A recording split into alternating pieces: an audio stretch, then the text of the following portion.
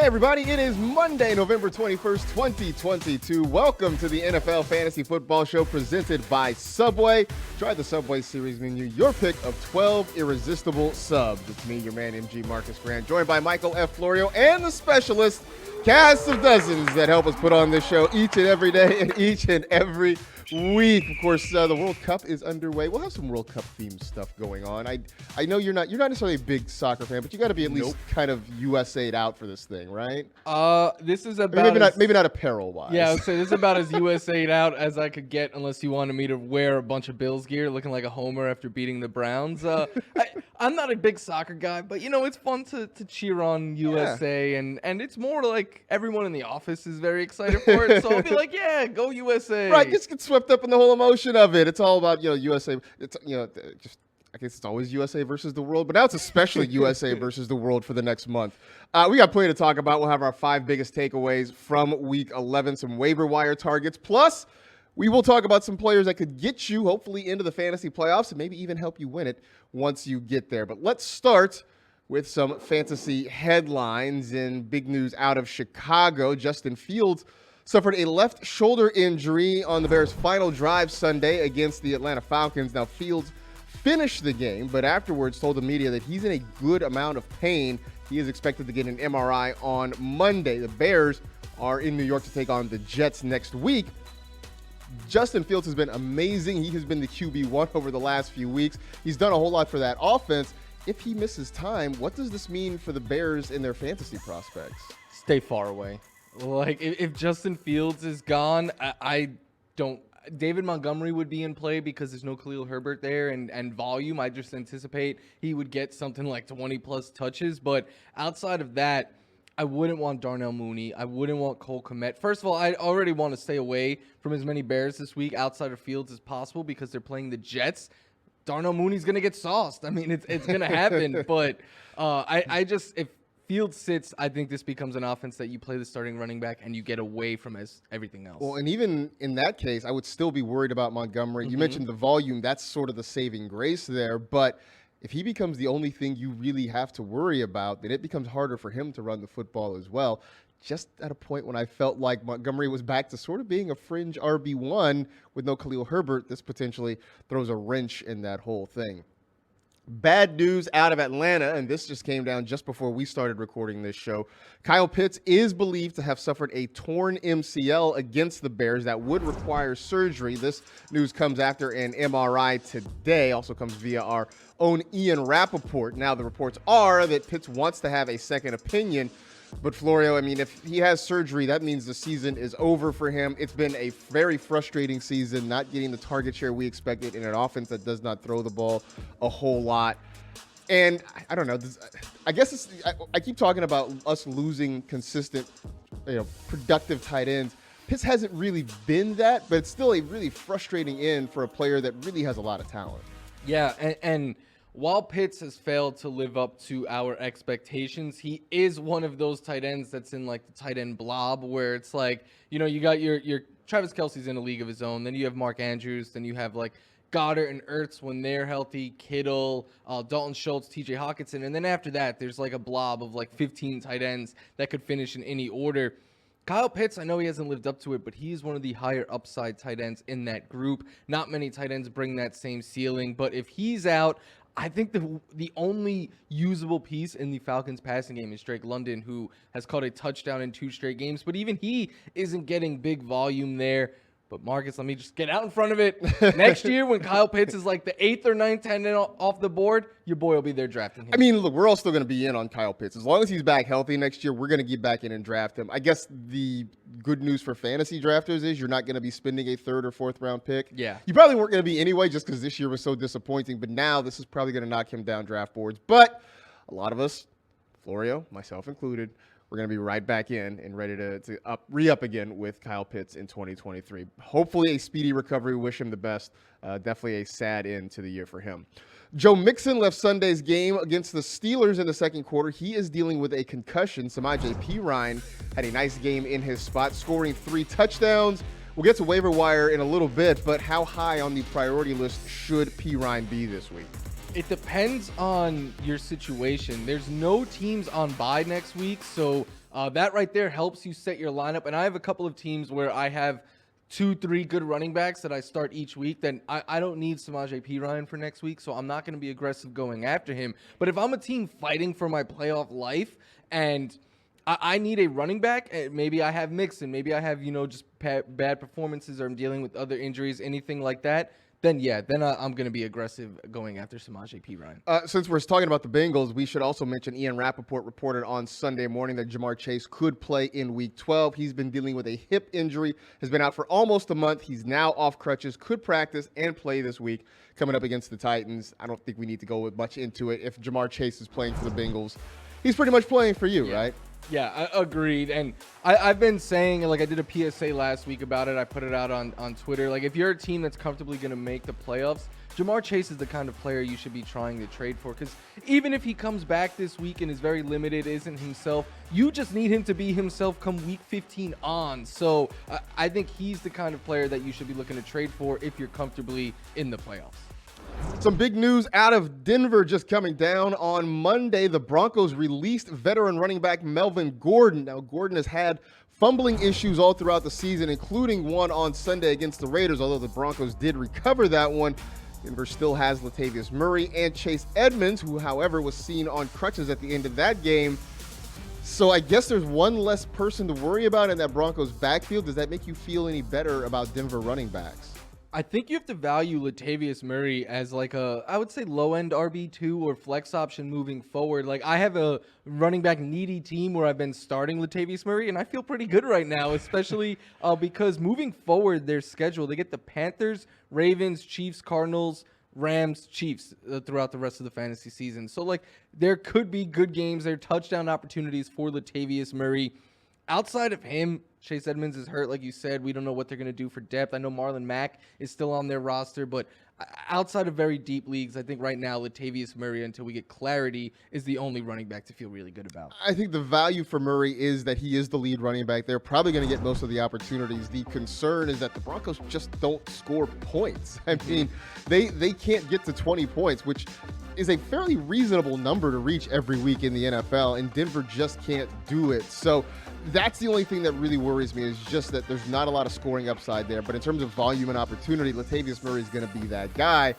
Now the next question for us, and we have no answer to this right now, is what happens to Melvin Gordon? Does he land somewhere else? Does he end up in a new offense? Or is this the last we've seen of him for 2022? We'll all stay tuned to find out the answer to that part. Let's get to our 5 biggest takeaways from the week. We do this every single week. Come in on Monday and talk about the things we saw on Thursday and Sunday that could impact fantasy football. For you, what is the first big takeaway from what you saw? Jamal Williams is this year's James Conner. And no matter what you think about Jamal Williams, it doesn't matter. He is getting the work for the Lions. And right now, he leads the NFL with 13 goal line carries. The only other player that has double digits right now is Jalen Hurts. So when the line, it's by design too. This is what they've been doing since DeAndre Swift was fully healthy. When they get near the goal line, they are going to give the ball to Jamal Williams. He might not bring the safest floor every week. I think his floor is still in the high-end single digits, because if he doesn't get you a touchdown, he's not used a whole bunch in the passing game. But James Conner finishes a top 5 fantasy running back off of touchdowns alone last year. Jamal Williams is easily on pace to do that again. And right now, DeAndre Swift just not seeming to be able to get healthy. Even just you hear him talk, he doesn't sound like he's close to being healthy. It may not be till the offseason, so it still means a lot of work for Jamal Williams. David Montgomery, well, pending Justin Fields' diagnosis, David Montgomery is an RB1 until further notice. And again, this goes back to the volume situation. It's now essentially a 2-man backfield with a healthy Justin Fields and David Montgomery, no Khalil Herbert for at least the next few weeks. This is a team that runs the ball more than any other team in the league. So just on that volume alone, Montgomery has a good opportunity to be productive. He's going to get some occasional targets as well, and an offense that really has a narrowly focused target share. So things look good for him, and I know that people don't get excited about him. There's nothing really overly exciting. He's not super explosive. He's not super powerful. You don't think of him as like Derrick Henry or Saquon Barkley, but he just gets the job done, and with the number of touches that should be coming his way, he really does have a good opportunity. Now, of course, if Justin Fields is out for a significant amount of time, this all changes. But as things stand, he really does have the opportunity to be an RB1. You have another RB on your mind with your next takeaway. Alvin Kamara is an enigma. Like, he is the toughest running back, I think, to figure out, at least the toughest high-end running back, because is he an RB1? I can't tell you with much confidence. Like, the first month of the season, yeah, he missed some time, but in that first month, he was below 8 fantasy points every game he played. Then he had a month in the middle of the season where he scored 17.5 or more fantasy points, topping out at a game where he scored almost 43. And we were like, wow, Alvin Kamara, RB1, and all it took was Andy Dalton. And then the last 3 games, he's averaging 9.9 fantasy points per game again. In his last 3 games combined, I mean, he has 13 targets, so he's not getting the passing game volume from Andy Dalton. I don't know. I think Alvin Kamara, he's not what he used to be. He's maybe a high-end RB2. He's just very tough to figure out right now. He really is tough to figure out. We did think we had it pegged with Andy Dalton, but that apparently doesn't seem to be the case. So Godspeed to you if you're starting Alvin Kamara. We have no idea what you're going to get on a week-to-week basis.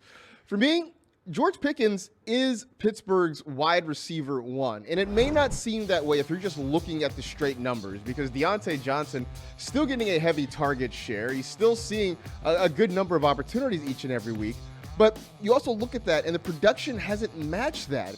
For Deontay Johnson, he has 1 game with 80 or more receiving yards this season. That came way back in week 3. Pickens has hit 80 yards 4 different times. Now, we would like it if George Pickens wasn't getting himself kicked out of ball games. We should probably try to avoid that in the future. But you just watch how he's being used in the passing game, and he's the guy they go to when they need big plays, when they need downfield throws. He's that guy in the offense. You go back a few weeks, he's actually leading the team in air yard share. So even if it doesn't always sort of work out that way in the stat sheet, everything about how the Steelers are using George Pickens says he really is their go-to guy in the passing game right now. Yeah, he's an alpha wide receiver 1. I'm very bullish on George Pickens. And if you weren't watching that game, late in that game, he had a ball bounce. Like, he should have caught it. Should have had a walk-in touchdown. Yeah, another touchdown. And then if that happens, we're talking about George Pickens even more today. Absolutely. Last one for you, and this is another sad wide receiver note here. Yeah, DJ Moore is not startable if Baker Mayfield is the quarterback. Is he startable with Sam Darnold? I have no idea, but right now I only feel comfortable using him if PJ Walker is the starter. In games started by Baker Mayfield this year, DJ Moore is averaging 8.5 fantasy points per game. That includes just 3 catches per game. The yards is less than 37 per game. The touchdowns are down. Everything across the board is down when Baker Mayfield plays. So, yeah, I'm sorry. DJ Moore's too good to drop, but right now he's too bad to start. He's the worst kind of fantasy player to have. I am actually impressed that the specialists were able to put together a highlight reel for DJ Moore from yesterday. I just didn't think it was going to be possible. So kudos to you guys for getting that done. You know, you said you don't know what he's like with Sam Darnold. I'd like to find out. Because at some point, it can't be worse, right? Exactly. Like, they scored 3 points yesterday with Baker Mayfield. Like, it can't be any worse. Obviously, PJ Walker's out for a little while, but why not? Why not just roll the dice, go with Sam Darnold, see how things go? If you're Steve Wilkes, what do you have to lose at this point? So, I don't know. Sigh. Let's take a break. I'll try to get myself happier on the other side of it. We'll talk some top performers. That should cheer us up a little bit. Plus, we'll talk some big disappointments. That may not be so cheery. We'll figure it out emotionally when we come back on the NFL Fantasy Football Show.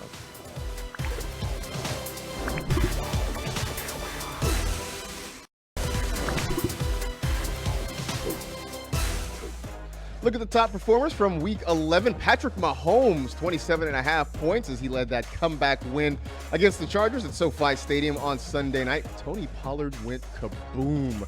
36.9 fantasy points for the Cowboys running back. Devontae Adams with 7 catches for $141 and 2 TDs, including the walk-off in overtime. That was good for just over 33 points. Travis Kelce continues to Travis Kelce. He got you 35.5, 3 touchdowns for him. Brett Maher, 4 field goals, including a 60-yarder. That was good for 22 points. And the Commanders' defense, 5 sacks, couple picks, and a touchdown. That was good for 19. But let's talk about Tony Pollard because I said that fantasy Twitter maybe had gone too far. They were going to put him in the Cowboys' Ring of Honor the way they were talking about him. And I still think Ezekiel Elliott is a good running back, but at this point, I can't deny Tony Pollard is that dude in the Dallas backfield. He looks explosive. He's a playmaker, and I really do think he deserves more opportunity going forward now. Yeah, and I think what they did yesterday should kind of be how they use their running backs moving forward. Like Pollard played 53% of the snaps to Zeke's 30. They each had 15 carries. Zeke had the 2 goal line carries. He had the 2 touchdowns, but 6 targets for Tony Pollard, only 1 for Zeke. Not only did Pollard lead them in rushing yards, he led them in targets, catches, receiving yards, and receiving touchdowns. Like, this guy can do it all. He is a RB1 if you give him the work. I'm hopeful that this matchup leads them to continue to give Tony Pollard more work. And I think Zeke's fading away. And I don't think you should be fooled by the 2 touchdowns. That was nice.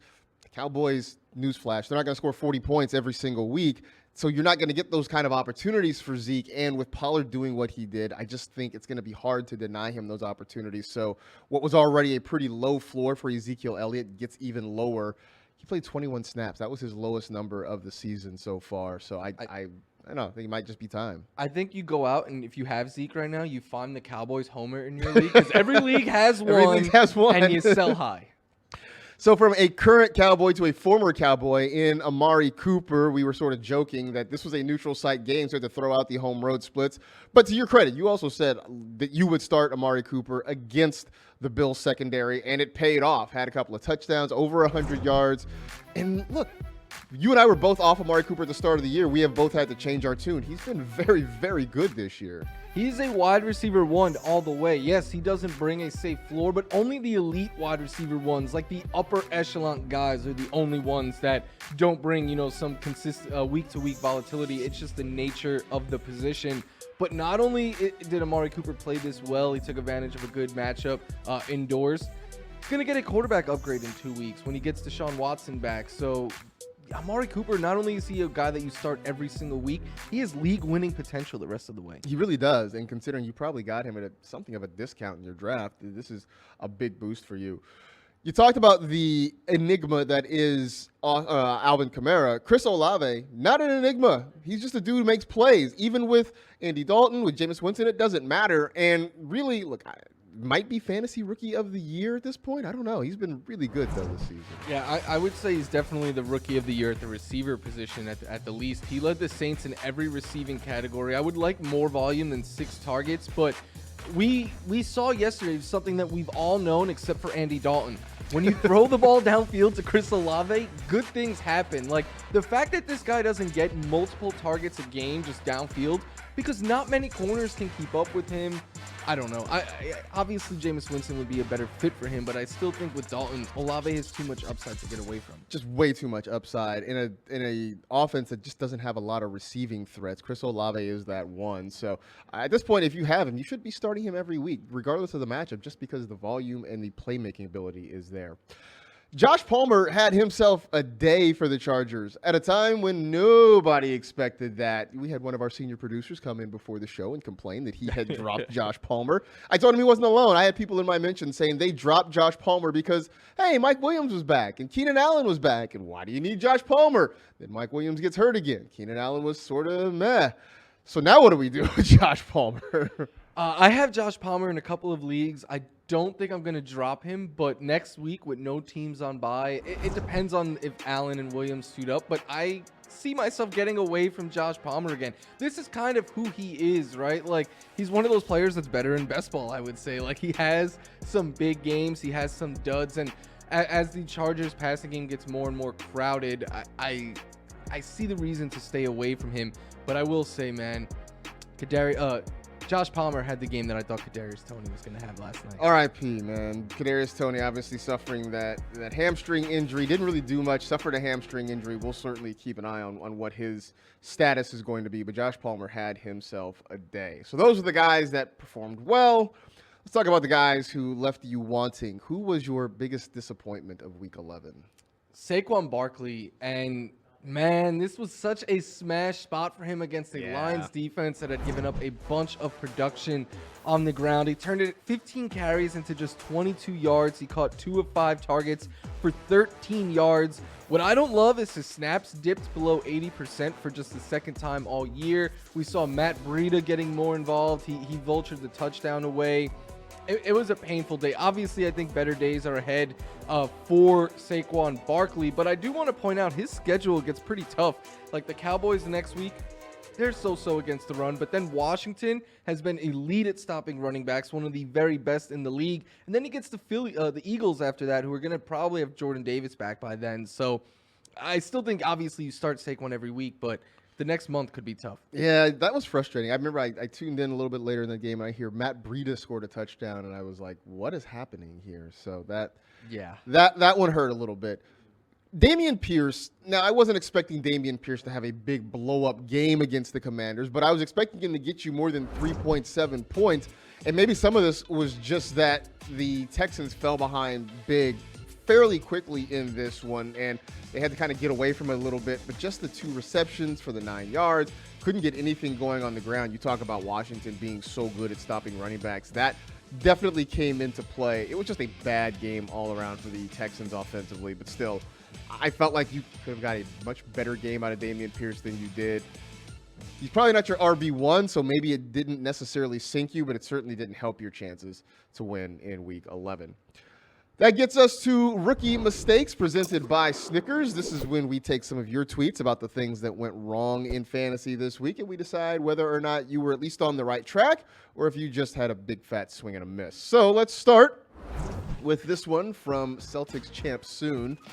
Not if the Warriors have anything to say about it. Anyway, giving up on Najee like 4 weeks ago and leaving him on my bench. By the way, Sam Tavares was unhappy about my Warrior statement there. Sorry about your luck, Sam. Anyone but Boston in any sport. That's always my mantra. Najee Harris, I get it. I get it. He's been struggling. Although, Marcus, I did tweet yesterday. I was like, this is by far his best game of the year. Like, before this is almost double up his previous best game of the year in fantasy points. But part of me was like, obvious sell high candidate. He's not going to do this every week. But then the other part of me is like, man, his schedule is so good moving forward that I'm like, I might just ride out with Najee Harris. I do remember, I think one of us said that he was a guy to trade for. I think one of us said that. I think you were on him. But I understand, right? He's been bad all year. The Steelers' offense has been bad. So I totally understand why you decided to move away from him. And yeah, that definitely hurts. Next one. This one from Theo. Benched Amari Cooper 10 minutes before kickoff for Terry McLaurin. Pain. I kind of understand this one too. You know, Terry McLaurin against the Texans. Although the Texans aren't bad against passing defenses, but I sort of understand that you feel like the ceiling's high. You definitely didn't think 2 touchdowns from Amari Cooper. So I can kind of excuse this one. I would have went Cooper, I think, but I get it. Like these are so closely ranked. I love Terry McLaurin's ability. He's been playing much better with Taylor Heineke, who is officially the starting quarterback now. Thank you, Ron Rivera, for just making that change. We all appreciate that. Last one, this one from Mr. Orange. I panicked about Mike Williams and Keenan being back. Needed just a safe floor, so I started Skoranek over Palmer. Roast away. Yeah, you earned this one. Skoranek? You thought Skoranek had a safer? I mean, I guess with Williams and Allen back, but Ben Skoranek, the guy that I called Dollar General Cooper Kupp? I don't think so. A wide receiver who plays fullback does not bring anything close to a safe floor. So, yeah, he had 1.4 fantasy points. Yeah, that's on you, Mr. Orange. At least you realized it. At least you realized your mistake here. But yeah, that was rough. General rule of thumb, don't start Ben Skoranek.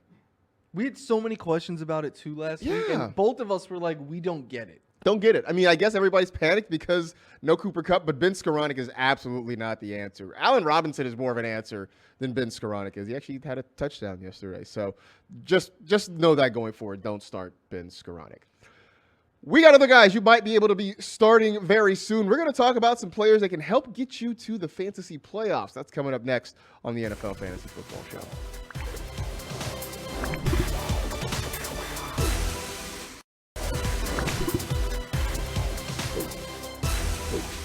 Your game on the go, wherever you are. This is How You Football. With NFL Plus, watch live, local, and primetime games on mobile and listen to live game audio now through Super Bowl 57.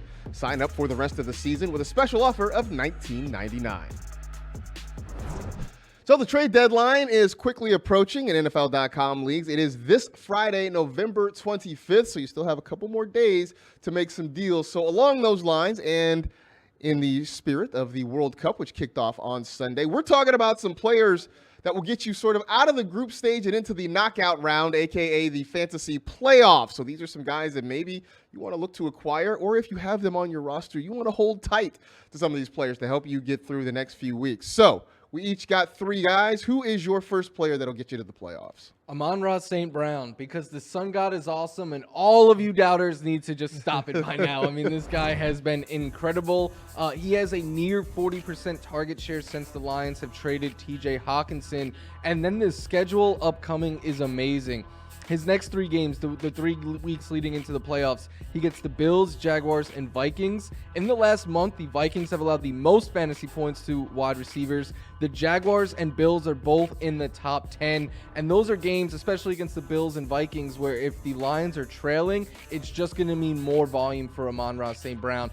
He ended the season last year winning a bunch of people fantasy titles. I think he's going to do the same thing again this year. Well, you talk about what Amon-Ra St. Brown is doing after the trade of TJ Hockenson. I think TJ Hockenson himself might help you get into the fantasy playoffs and maybe win some leagues. And we have seen from the moment he got to Minnesota, they have been using him heavily in the offense. Now, I know he didn't have a good game on Sunday, but, newsflash, none of the Vikings had a good game on Sunday. But over the long haul, he's the guy who's going to be very involved in this passing game, filling in the gaps for things that Justin Jefferson can't do, which I know isn't a whole lot. But look at the schedule. He's got the Patriots, the Jets, and the Lions over the next few weeks. That's that revenge game against the Detroit Lions. And in a world where we just seem to be losing tight ends consistently, he's one of those guys who really does have top 5 tight end upside the rest of the way. So Hockenson definitely deserves to be there. Now, we were filling out the homework, and I was totally going to fill in this name, and I got to the homework doc, and I saw that you had already beaten me to it. So we are of the same mind about this next guy here. Yeah, Justin Herbert. And if you've had Justin Herbert, I know it hasn't been the season that we anticipated,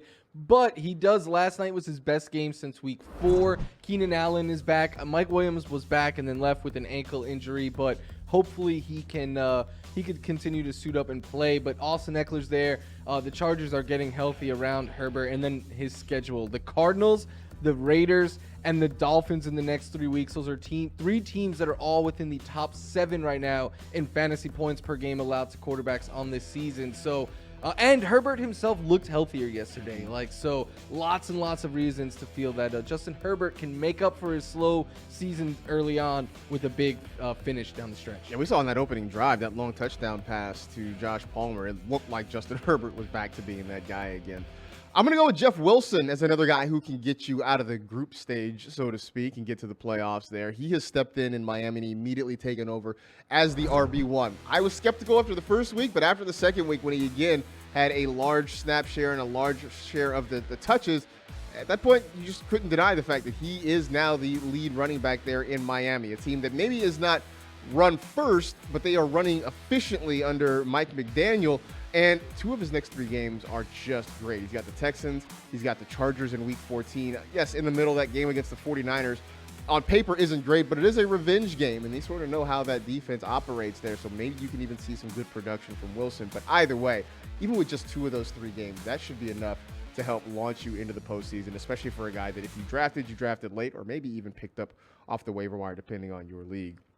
Staying in the AFC East, another running back that you like in that division. Ramondre Stevenson is just going to continue to roll on. And yesterday was a tough game for him, but he put up good fantasy numbers because the Patriots dumped the ball off a bunch to him against a tough Jets defense. And we did see more Damian Harris, but I think that was just because it was a weird, very close game in bad weather. But his schedule, the Vikings on paper are a tough matchup, but again, if the Patriots are falling behind in that game or needing to put up points, expect a lot of dump-offs. The Bills have been ran all over as of late, and the Cardinals have struggled against running backs all year long. So if you have Stevenson on your roster right now, continue to ride out with him, and I think you will like the results that he gives you. Well, I got last one. If you are streaming quarterbacks or you just lost somebody or have somebody who's underperforming, Jimmy Garoppolo could be a nice addition for you. Maybe you trade for him. Maybe you just find him on the waiver wire. And I've been saying for the last couple of weeks, this isn't so much about Garoppolo as a player because we sort of know who he is, but it is about the weapons around him, and it's also about the matchups. I mean, the Saints defense has not been great this year. Yes, they had an okay game against the Rams, but the Rams right now are just kind of a disaster offensively. The Dolphins are prone to giving up some points. That could be a very high-scoring game with Miami. And yeah, the Bucs defense has been kind of tough, but again, just so many weapons for Garoppolo to get the ball out to. The schedule is really favorable, especially once you get to the fantasy playoffs. So if you're streaming or if you're in a 2 QB league, Garoppolo really does have some upside for you that could maybe help you get closer to a championship. You know what else will help you get closer to a championship? Being very smart on the waiver wire. We're going to have you some picks coming up for Week 12. That's after we could take a quick break on the NFL Fantasy Football Show.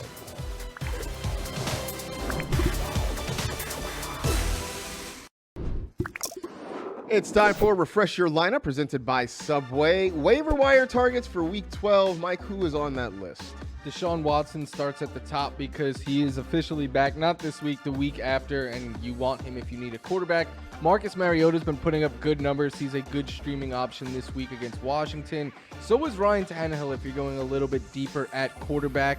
And then some running backs. Isaiah Pacheco, who was the lead runner last night, could be the same case against the Rams this week. Gus Edwards, because the Ravens' backfield was a mess once again. Samaje Perine, because of what happened to Joe Mixon. James Cook, he got a lot of volume this week. So did Tyler Algier, as the Falcons clearly look like they are splitting that backfield.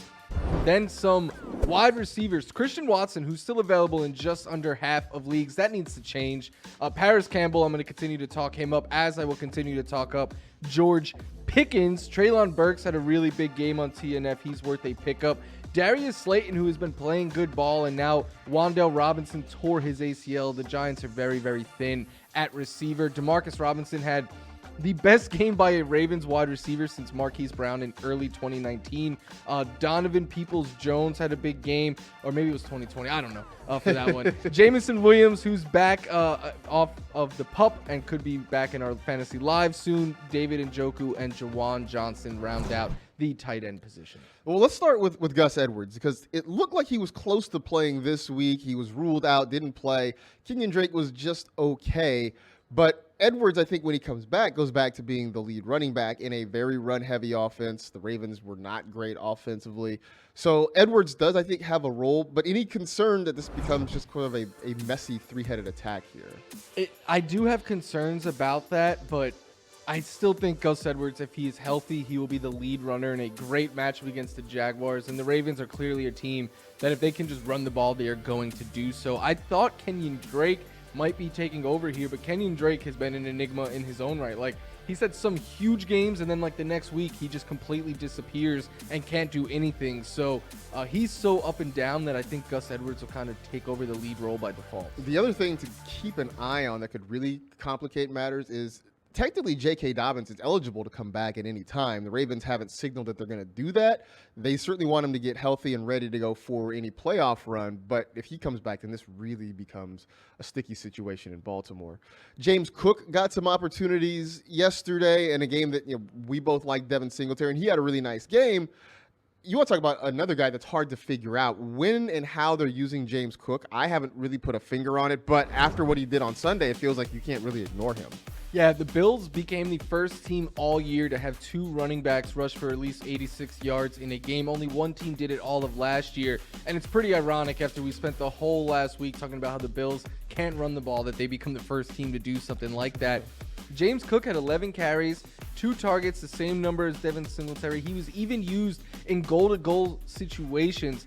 Singletary is still the lead back here, but James Cook is very explosive, so even if he's getting, like 12 touches a game, he can do a lot of damage with that. I think he's worth picking up because the Bills clearly want to emphasize running the ball moving forward, I would say. And they get a good matchup to do so next week against the Lions. So James Cook back in the mix here. I know he was a guy that a lot of people liked. I know Adam Rank was a big James Cook fan at the start of the season.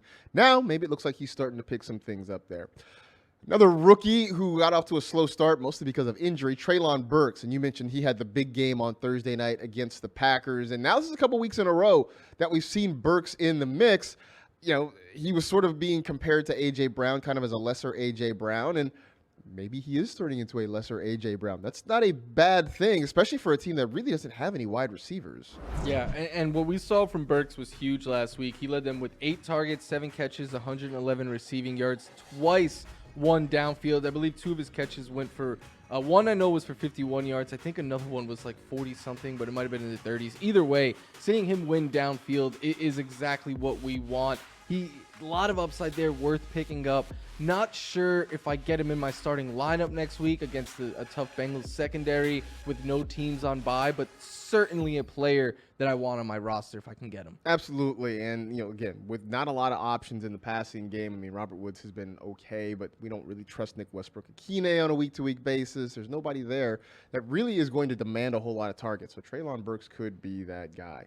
We talked a little bit about Samaje Perine at the top of the show. Joe Mixon dealing with a concussion. Now, I know you said that you wouldn't necessarily go all in on Perine depending on your situation there, but I do think he's going to be a popular ad this week. Yeah, like if you're in need of a running back to start for week 12, he should be your top target. If you need someone more like rest of season, then I think like Gus Edwards gets input over him. But again, if Joe Mixon is out, and I kind of expect him to be, we've seen in a lot of teams this year, ever since the Tua thing, when a player gets a concussion, they tend to be out the next week more often than not. So if that's the case, we know, look, he's not going to give you Joe Mixon like numbers, but we know he brings a high ceiling. He had 30 fantasy points this week. We've seen him fill in nicely in the past.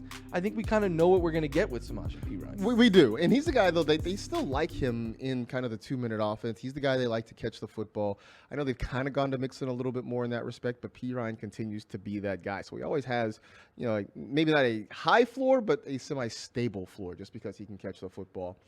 Speaking of catching the football, Juwan Johnson just keeps doing it. And there's nothing flashy about him. There's nothing spectacular about him. 3 for 47 and a touchdown. And this is I think 4 or 5 weeks in a row that we're talking about Juwan Johnson getting in the end zone. So I tweeted yesterday that it just doesn't seem sustainable because, I always like to say touchdowns are fickle beasts. But while he's hot, I don't know, pick him up. At least have him on the roster, even if you're not starting him now. Yeah, and I mean, like, I have a roster where I have him and Kyle Pitts, and now that we lost Kyle Pitts, like, I'm just comfortably going to plug in Juwan Johnson. Like you said, 5 touchdowns in his last 5 games combined, including at least 1 in 4 of those. Like, he's just consistently being used in the red zone for the Saints, and I know only one of those games where he has more than 5 targets, but he's still sitting around 4 each week. Again, the floor is not very safe at all, and we saw that a couple weeks ago when he didn't score a touchdown and gave you less than 3 fantasy points. But when we're talking about a tight end, a touchdown is enough to make you a tight end 1, and he is a safer bet of scoring them than many others. He really does. So Juwan Johnson, if you don't have him, go get him if you need a tight end. If nothing else, just to keep him away from your opponents. So those are the guys you should be picking up. That means there's some guys that you can probably drop. So who should we be saying goodbye to now? I'm going to stick with the same team in the same position, kind of. I think you can drop Taysom Hill. Look, it was really fun that game where he had 34 fantasy points, and we were like, not many tight ends bring the same ceiling, and that has been true. The issue is he's topped double-digit fantasy points once since that big game in week 5, and his floor is like 0 points. Like literally a week ago, he had 0.1 fantasy points. A week before that, he had 1.1. I think you could get away from doing the whole Taysom Hill thing, and then sadly, James Robinson, because James Robinson played the 3rd most snaps among Jets running backs yesterday. Ty Johnson is now getting used a little bit more than he is. Robinson's not getting used in the passing game. He is a plotter who's getting used on like short yard situations on a team that is struggling very much so on offense. I think unless you're in a deep league where any running back that has a pulse is worth rostering, you can get away from James Robinson. I was forced to start him in a league yesterday. I didn't have high hopes, and those hopes were met. So, It's been a good run. Hopefully he's able to get healthier, and be back next year. But yeah, this year just not really working out for him. A couple guys that you can let go of for me. Chase Claypool, for one, who's rostered in a shocking number of NFL.com leagues. I think it's more than 70%. And at this point, there's no reason because the Bears passing game is pretty much Darnell Mooney and Cole Kmet. As we mentioned at the top of the show, if Justin Fields is seriously injured and has to miss some time, then even those guys really aren't options. But Chase Claypool not getting any significant looks. I don't even know if he's really running that many routes in the Bears offense. So you can easily say goodbye to Claypool and replace him with somebody else. And Adam Thielen. And here's the thing. It's not that like Thielen has been just awful.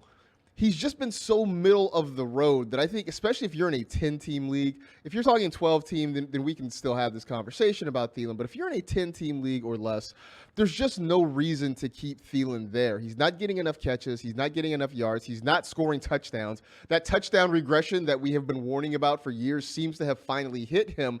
And so because of that, he's not getting you enough that you feel comfortable starting him. Even if he's not doing enough that you feel comfortable dropping him, you can probably drop him because you're just not going to put him in the lineup. And so at this point, what are you holding on to him for? He's pretty much just taking up a bench spot for you, which does you really no good.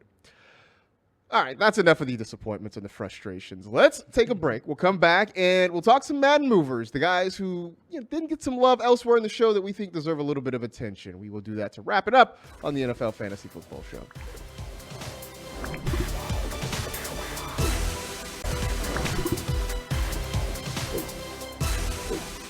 Going to wrap up the show with some Madden Movers, the players from Sunday we think deserve a boost on the video game side of things. So, who do you think deserves a little bit of extra love after this week? Vanilla Vic. Yeah. Danny Dimes, Daniel Jones, whatever you like to call him, he needs to be ranked higher in Madden right now. He's currently a 73.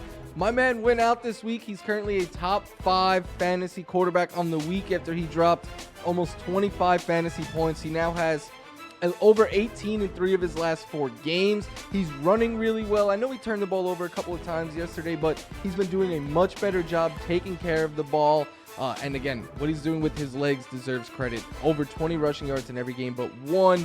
That being said, though, Marcus, I don't love him next week against the Dallas Cowboys. Do not love him against the Dallas Cowboys. I mean, he really has been a matchup-based starter. He's done a very good job in the right matchup, but I don't think we have any illusions that he's just a plug-and-play guy each and every week. Demarcus Robinson had a huge game. There wasn't much to talk about with the Ravens offense on Sunday against the Carolina Panthers, but Demarcus Robinson had himself a day, 9 catches and 128 yards. We've been trying to figure out what other pass catchers not named Mark Andrews we can count on. Now, I'm not going to say that we should be rushing out to pick up and start Demarcus Robinson, but if for whatever reason you started him, congrats. You are a wizard. But the rest of us are probably not going to be, going down that road anytime soon. But he had a great game on Sunday, and we should acknowledge that, and maybe the folks at Madden should give him a little bit of a knock because of that as well. Any other players you think deserve a boost? Paris Campbell, who's a 76 right now on Madden, and that needs to go up. And I'm going to continue to talk up Paris Campbell. Coming into this week, I've been saying he had at least 18 fantasy points in every game with Matt Ryan, the last 3 with Matt Ryan, that is. Yesterday, over 11 fantasy points in a really tough matchup against the Eagles. It shows that he brings a very safe floor as long as Matt Ryan is the quarterback.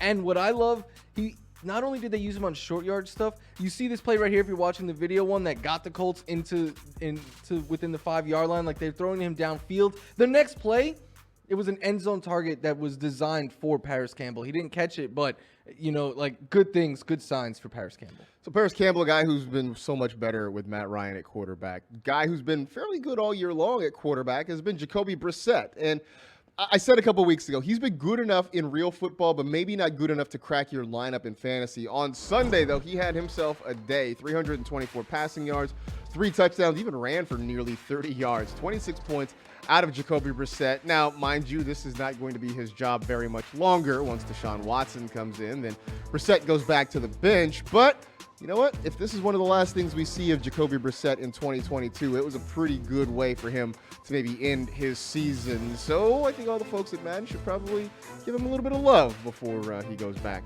to the sideline for the Cleveland Browns. Just a reminder before we go that, as we say all the time, if you subscribe to one of our shows, you get all of our shows in your post podcast feed. That's what it is. So you can subscribe to the NFL Fantasy Football Show, you can subscribe to the Q&A show, or the Stardom Sit-Up Show, and you get all of them. Plus, you can catch us 5 days a week in the NFL Fantasy app, the NFL Fast channels, and on YouTube at youtube.com/NFL Fantasy Football. By the way, if you haven't already, you should check out NFL Fantasy Game Day on Sunday. It also streams in all of those same places. In the meantime, for us, that is it. We are done. We appreciate you hanging out with the NFL Fantasy Football Show presented by Subway. Try the Subway Series menu, your pick of 12 irresistible subs. You know the drill. Tell 2 friends to tell 2 friends. Rate, review, and remember, may your coffee be strong and your Mondays be short. Be safe, take care of yourselves, and we'll talk to you on Wednesday.